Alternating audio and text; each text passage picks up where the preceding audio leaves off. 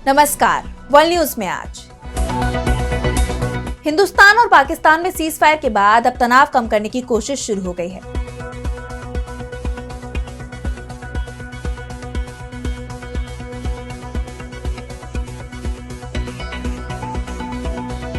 LOC पर अभी भी दोनों ही तरफ से भारी सुरक्षा बंदोबस्त किए गए हैं और अब इसमें कमी लाने की तैयारी शुरू हो रही है। पाकिस्तान की तरफ से दावा किया जा रहा है कि एलओसी पर भारत और पाकिस्तान हटाएंगे भारी हथियार। इसके साथ ही सैनिकों की संख्या भी कम होगी। इस पर हम करेंगे विस्तार से चर्चा, लेकिन आइए जरा उन खबरों को भी देख लें जिन पर आगे होगी बात। अमेरिकी राष्ट्रपति ट्रंप ने ज़ेलेंस्की के बाद पुतिन से की बात। रूस यूक्रेन जंग पर रूसी राष्ट्रपति बोले, सही समझौते हो जाएं तो सीज फायर मुमकिन। गजा को लेकर इजरायली प्लान पर भड़के दुनिया भर के देश, इजरायल पर लगाए जा सकते हैं सख्त प्रतिबंध। बांग्लादेश में सेना और सरकार में बढ़ा टकराव, सेना प्रमुख ने बुलाई कमांडरों की बैठक। और चलते चलते में देखेंगे मंगल ग्रह पर ज्वालामुखी को लेकर बड़े खुलासे की। 1750 किलोमीटर में फैला है ज्वालामुखी। इन सभी खबरों पर हम आगे विस्तार से करेंगे बात, लेकिन पहले एक नजर हेडलाइंस पर। अमेरिका में दूसरों की निजी तस्वीर पोस्ट करना अब अपराध, ट्रंप ने कानून पर किए हस्ताक्षर। यूरोपीय संघ आज रूस पर नए प्रतिबंधों का करेगा ऐलान, निशाने पर 200 रूसी कंपनियां, पुतिन के यूक्रेन शांति वार्ता में शामिल नहीं होने पर एक्शन। पाकिस्तान में चीन बना रहा दुनिया का 5वां ऊंचा डैम, 700 फीट ऊंचाई, पेशावर को हर दिन 30 करोड़ गैलन पानी होगा सप्लाई। दबाव में दिखाई दे रही है चीन की अर्थव्यवस्था, अधिकारियों के खर्च में कटौती को मजबूर हुए जिनपिंग, अधिकारियों को सिगरेट शराब का नहीं मिलेगा पैसा। हिंदुस्तान और पाकिस्तान के बीच सीज फायर को लेकर अब पाकिस्तान की मीडिया की तरफ से बड़ा दावा किया गया है। जियो टीवी ने पाकिस्तान की सरकार के हवाले से बताया कि हिंदुस्तान और पाकिस्तान की सेनाएं 30 मई तक शांति काल की स्थिति में लौटने को तैयार हो गई हैं। यानी 22 अप्रैल से पहले जिस स्थिति में दोनों ही देशों की सेनाएं थी, उस हालात में फिर से ये पहुंच जाएंगी। दोनों देशों की मिलिट्री चरणबद्ध तरीके से पीछे हटने के लिए कोऑर्डिनेट कर रही है। इंडियन आर्मी की तरफ से भी ये साफ कर दिया गया है कि दोनों ही देशों के बीच सीज फायर अनिश्चित काल तक के लिए लागू किया गया है। हालात सामान्य होने के बाद अब अटारी वाघा, हुसैनी वाला और सादकी बॉर्डर पर बीएसएफ जवानों और पाकिस्तान रेंजर्स के बीच रिट्रीट सेरेमनी फिर से शुरू होगी। शाम के समय पर होने वाले समारोह में दोनों ही देश अपने झंडे को उतारते हैं, लेकिन अभी भी झंडे को उतारने के समय गेटों को नहीं खोला जाएगा और ना ही बीएसएफ और रेंजर्स के बीच पारंपरिक हाथ मिलाए जाएंगे। यानी बॉर्डर पर शांति है लेकिन तनाव बना हुआ है। और इस बीच पाकिस्तान के प्रधानमंत्री शहबाज शरीफ का एक बयान सामने आया है, जिसमें वो एक बार फिर पाकिस्तान की सेना की पीठ थपथपाते दिखाई दे रही हैं। शरीफ ने कहा कि हिंदुस्तानी नौसेना का aircraft carrier INS Vikrant Pakistan के 400 समुद्री मील करीब पहुंच गया था, लेकिन पाकिस्तान की आर्मी और एयरफोर्स से भारी नुकसान झेलने के बाद पाकिस्तानी नौसेना की तैयारियों को भांपकर विक्रांत पीछे हट गया। यानी शरीफ अभी भी पुराना राग ही अलाप रहे हैं कि पाकिस्तान की वायुसेना भारी पड़ी थी, जबकि ना तो पाकिस्तान की वायुसेना और ना ही उनकी तरफ से छोड़ी गई कोई मिसाइल हिंदुस्तान को कोई नुकसान पहुंचा पाई। उल्टा हिंदुस्तान ने पाकिस्तान के लगभग सभी एयरबेस तबाह कर दिए थे, जिसके बाद पाकिस्तान सीज फायर को तैयार हुआ और इसे लेकर इंडियन आर्मी की तरफ से शरीफ को जवाब भी दिया गया है। इंडियन आर्मी ने कहा है कि हमारे पास इतनी ताकत है कि हम पाकिस्तान के किसी भी हिस्से को निशाना बना सकते हैं। Air defence chief lieutenant general Sumer Ivan ने कहा कि चाहे पाकिस्तानी सेना अपना मुख्यालय रावलपिंडी से हटाकर खैबर पख्तूनख्वा तक कहीं क्यों ना ले जाए, वो हमारी रेंज में ही रहेगा। जबकि इजराइल में हिंदुस्तान के राजदूत जेपी सिंह ने कहा कि ऑपरेशन सिंदूर अभी भी खत्म नहीं हुआ है, सिर्फ रोका गया है।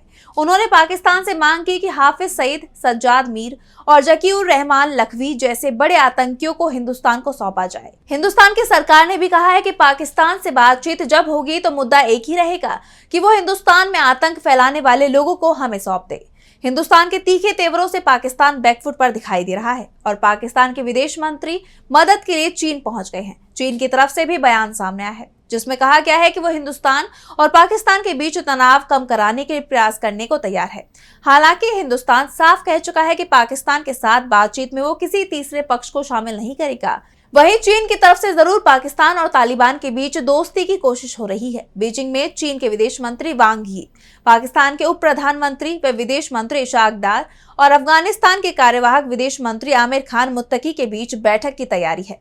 चीन की कोशिश है कि अफगानिस्तान को हिंदुस्तान से दूर किया जाए। और अब बात रूस यूक्रेन जंग की।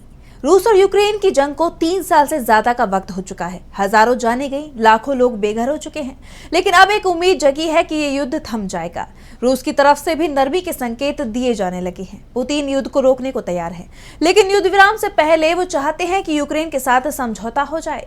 इस बीच अमेरिका के राष्ट्रपति डोनाल्ड ट्रंप भी युद्ध विराम को लेकर लगातार दोनों ही देशों से संपर्क में जुटे हैं। उन्होंने रूसी राष्ट्रपति व्लादिमीर पुतिन से 2 घंटे फोन पर बात की है। ट्रंप ने सोशल मीडिया प्लेटफॉर्म एक्स पर इस बातचीत की जानकारी दी है। ट्रंप ने कहा कि रूस और यूक्रेन सीज़फायर को लेकर जल्द बातचीत शुरू करेंगे और यकीन है कि इस युद्ध का अंत जल्द ही हो सकता है। दोनों पक्षों के बीच शर्तों पर चर्चा होगी। हर दिन 5000 सैनिकों की जान जा रही है और ये आंकड़ा उससे भी बदतर हो सकता है। हम इसे रोकने की कोशिश कर रहे हैं। मैंने सैटेलाइट तस्वीरें देखी हैं जो भयावह हैं। हमसे जो हो सकेगा हम करेंगे। ये हमारा युद्ध नहीं था, ये मैं नहीं था। हम पिछली सरकार के अधूरे कामों को निपटा रहे हैं। पिछली सरकार ने इन्हें मंजूरी कैसे दी? अगर मैं होता तो ऐसा होने नहीं देता। ट्रंप और पुतिन की बातचीत को लेकर यूक्रेन के राष्ट्रपति वोलोदिमीर जेलेंस्की ने कहा कि मैंने आज अमेरिकी राष्ट्रपति ट्रंप से 2 बार बात की। रूस के राष्ट्रपति पुतिन से पहले मेरी ट्रंप के साथ बातचीत हुई। इस बातचीत के बाद भी मेरी ट्रंप से बात हुई। द्विपक्षीय बातचीत से पहले मैंने ट्रंप से कहा कि यूक्रेन बिना किसी शर्त के सीज फायर के लिए तैयार है। अगर रूस हमलों को रोकने के लिए तैयार नहीं है तो उस पर कड़े प्रतिबंध लगने चाहिए। रूस पर प्रतिबंध से ही असल शांति आएगी। अब ट्रंप की बातचीत के बाद लोगों के मन में उम्मीद जगी है। ऐसे में दोनों देशों के बीच युद्ध विराम के कयास लगने लगे हैं। और अब बात मिडिल ईस्ट की। इजराइल के प्रधानमंत्री बेंजामिन नेतन्याहू ने शपथ ली है कि वो पूरे गजा पर कब्जा हासिल करके रहेंगे। लेकिन इस लड़ाई में इजराइल अलग थलग पड़ता नजर आ रहा है, क्योंकि अब कई देश नेतन्याहू के इस फैसले की निंदा कर रहे हैं। खास बात यह है कि इस लिस्ट में कई ऐसे देश हैं जो इजराइल के सहयोगी भी हैं। इन देशों में एक भी मुस्लिम देश नहीं है। बता दें कि यूरोपीय देशों समेत कुल 22 मुल्कों ने इजराइल के खिलाफ एकजुट होकर बयान जारी किया है और मांग की है कि गजा को मिलने वाली मदद में किसी तरह की रुकावट पैदा न की जाए। इन देशों में जर्मनी, फ्रांस जैसे यूरोपीय देश हैं, तो वहीं जापान, ब्रिटेन और न्यूजीलैंड भी इसका हिस्सा है। इजराइल के खिलाफ जिन देशों ने साझा बयान जारी किया है उनमें Australia, Canada, Denmark, Estonia, Finland, Iceland, Ireland, Italy, Japan, New Zealand, Britain शामिल हैं। इन देशों का कहना है कि मदद रोकने से गजा पट्टी में भीषण हालात हैं। कई लोगों को गंभीर बीमारियों की दवाएं नहीं पहुंच पा रही हैं, खाना नहीं पहुंच पा रहा है। इन देशों का कहना है कि हमें जानकारी है कि सीमित मात्रा में मदद पहुंचाने पर इजराइल राजी हुआ है, लेकिन हमारी मांग है कि मदद पहुंचने में किसी भी तरह की रुकावट ना रहे। इसके साथ ही उन्होंने ये भी स्वीकार किया कि इजराइल पर गजा के लिए मदद को न रोकने का दबाव है। ब्रिटेन, फ्रांस और कनाडा ने जुबानी हमला करते हुए धमकी दी है कि अगर इजराइल का अभियान जारी रहा तो ठोस प्रतिक्रिया दी जाएगी। उसने इजराइल पर कठोर प्रतिबंध लगाने तक की बात कह दी है।